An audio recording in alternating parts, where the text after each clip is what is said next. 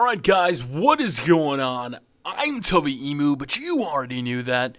And we're talking about third generation superstars. No, we're not talking about Tubby Emu, because he is a superstar, but not in the wrestling fashion. Now, we're talking about third generation superstars because I did get a message being like, Tubby, what do you think about how they're not using Michael McGillicuddy's name? They're not letting him be Joe Hennig. And I've been debating and thinking about this for a while now. And I've come to the conclusion that I think the WWE just a lot of the times doesn't know what they're doing. There's no real reason not to give Joe his real name and let him go by his real tutelage. There's really nothing wrong. It wasn't like a Chris Benoit situation. There really is no reason not to let him go, by his name. Maybe it's Michael McGillicuddy who said, and I can't remember if I had heard this before, there was a couple rumors going around that Michael didn't want to be known for his father's success. He wanted to be his own person. And if that's true, I'm sure a lot of people will let me know in the comment section if that's why. It would make sense.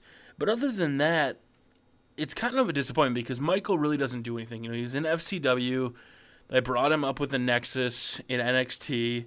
And now he really just doesn't do anything, And I saw him in a couple dark matches. He was at the dark match against, was it Tyler Rex or who was it when I went? I can't really remember. And he looked like a good in-ring competitor. He looked like a guy that should be wrestling. Now, I don't know what his mic skills are like. I haven't heard him talk that much. He could be lacking in a lot of things. But that shouldn't be necessarily a huge problem. When your father is a huge part, I think Mr. Perfect was in WWE for 6-7 years, and then he left for WCW for a short time for the Four Horsemen and the New World Order and everything, and then he came back. It's kind of a huge disappointment that I don't ever see him getting an undefeated streak like his father had. I don't ever see him becoming a huge superstar. It's Michael McGillicuddy. From what they're doing with him right now, there's really nothing they can do to build him up. It's the same thing with Ted DiBiase, where Ted DiBiase now is the son of the $1 Million Man, Ted DiBiase. His grandfather was, Iron Elbow, not the Iron Elbow.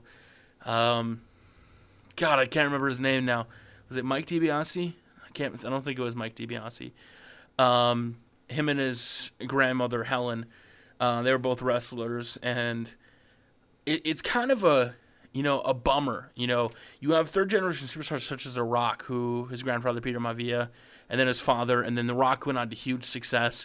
But guys like these are being utilized. You could use your family's heritage, your tutelage, everything about them to build them to be huge superstars, but you really can't make him into their relatives or fathers. Because let's be honest, if Dwayne has a kid and Dwayne's kid wants to go into wrestling, you're never going to get another Dwayne The Rock Johnson. There's really hasn't been a third-generation superstar other than The Rock that I can personally think of right this second that sticks out. I mean, you got Cody Rhodes, who his father, Dusty Rhodes, wrestled. Cody's the Intercontinental Champion, and he'll probably go on to be something. And I always thought Ted DiBiase would be bigger than Cody Rhodes and would be more important, but injuries have plagued Ted. And, Ted's wrestled with a broken wrist, so he's got the heart.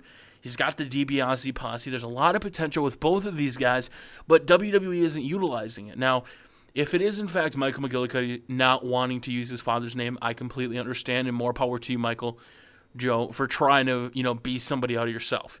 But if it were me, and, I know growing up it's hard when you're like, oh, is your sister that person or is your brother that person? I had him in class.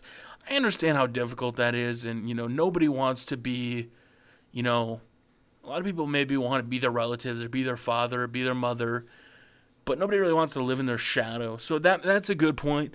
But WWE, please do something with these two guys. They're both guys that have tremendous talent. Ted DiBiase especially. I'm a huge fan of Ted DiBiase.